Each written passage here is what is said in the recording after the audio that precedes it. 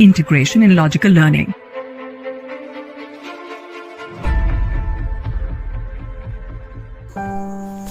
Today we will learn about respiration in plants. A burning candle kept in an airtight bottle continues to burn for a few minutes. Later, it turns off when oxygen in the jar is completely consumed. Oxygen not only helps in burning fuel, it also helps in oxidation, releasing energy from food, which is essential for the survival of all living organisms. Oxygen enters living organisms during respiration. Respiration begins with breathing, a combined process of inhaling oxygen and exhaling carbon dioxide.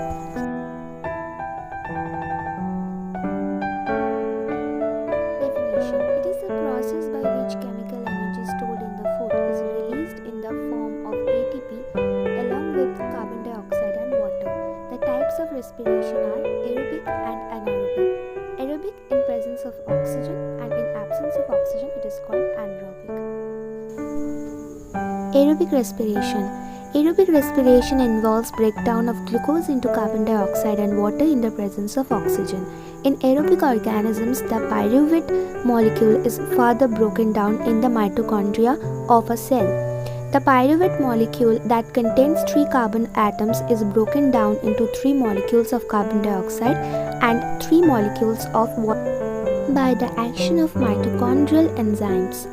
Glucose C6H12O6 plus oxygen 6O2 gives carbon dioxide 6CO2 plus water 6H2O plus energy ATP. There are 4 stages of cellular reaction in plants: glycolysis, transition reaction, the Krebs cycle, and electron transport chain. Here is a picture of these 4 stages. Steps of aerobic respiration. Glycolysis. It is the primary step of aerobic respiration is glycolysis and takes place within the cytosol of the cell. During the glycolysis process, the glucose molecules are splitting and separated into 2 ATP and 2 NADH molecules, which are later used in the process of aerobic respiration.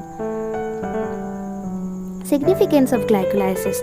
Glycolysis is an almost universal central pathway of glucose metabolism occurring in the cytoplasm of all the tissues of biological systems, leading to generation of energy in the form of ATP for vital activities. It is the pathway through which the largest flux of carbon occurs in most cells. Some plant tissues which are modified for the storage of starch, such as potato tubers, and some plants adapted to growth in inundated water, such as watercress, derive most of their energy from. In plants, glycolysis is the key metabolic component of the respiratory process, which generates energy in the form of ATP. In many types of anaerobic microorganisms are entirely dependent on glycolysis.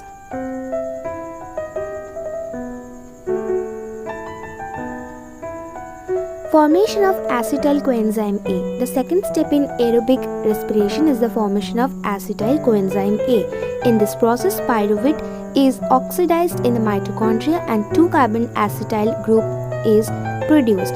The newly produced 2-carbon acetyl group binds with coenzyme A, producing acetyl coenzyme A. Citric acid cycle. The third step in aerobic respiration is the citric acid cycle, which is also called the Krebs cycle. In this stage of aerobic respiration, the oxaloacetate combines with the acetyl coenzyme A and produces citric acid. The citric acid cycle undergoes a series of reactions and produces 2 molecules of carbon dioxide, 1 molecule of ATP, and reduced forms of energy and FADH. Significance of Krebs cycle. The major significance of the citric cycle is to act as the final common pathway for the oxidation of carbohydrates, lipids, and proteins, since glucose, fatty acids, and many amino acids are all metabolized to acetyl-CoA. This cycle serves as the mechanism by which much of the free energy liberated during the oxidation of carbohydrate, lipids, and amino acids is made available. TCA cycle. is of further significance since it has dual or amphibolic role, thus providing precursor compounds for biosynthesis of other biomolecules, amino acids, fatty acids, and glucose. Electron transport chain. This is the last step in aerobic respiration.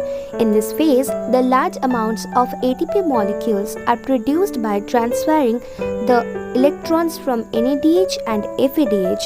A single molecule of glucose creates a total of 34 ATP molecules. Key points on aerobic respiration. Aerobic respiration is the process of utilization of oxygen to break down glucose, amino acids, fatty acids to produce ATP. The pyruvate is then converted into acetyl-CoA in the mitochondrial matrix. The Krebs cycle occurs twice per glucose molecule. The protein complexes are arranged on the inner mitochondrial matrix so that the electron pass from one reacting molecules to the other. This is known as the electron transport chain.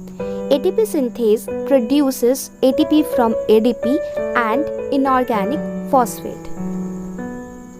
Anaerobic respiration. Anaerobic respiration involves the breakdown of food into alcohol and carbon dioxide in the absence of oxygen. The breakdown of glucose to release energy from the cells in anaerobic conditions is fermentation. Under the anaerobic conditions prevailing in our muscle cells, the insufficiency of oxygen converts the pyruvate molecules into lactic acid and energy. Accumulation of lactic acid in our muscle cells causes cramps. The equation is glucose plus enzyme equals to carbon dioxide plus ethanol or lactic acid.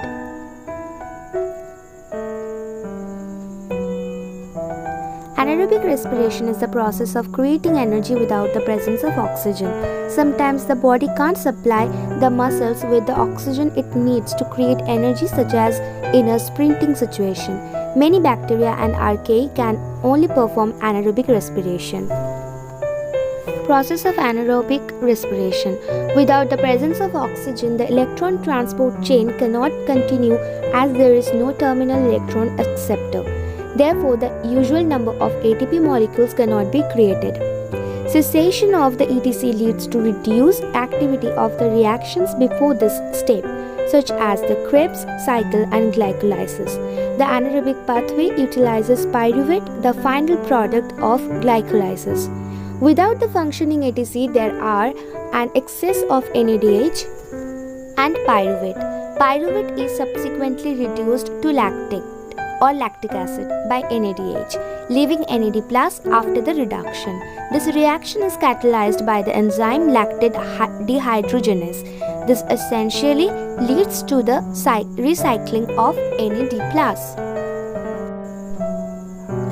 By recycling NAD+, the process of glycolysis is able to continue as the NAD+ stock has been replenished.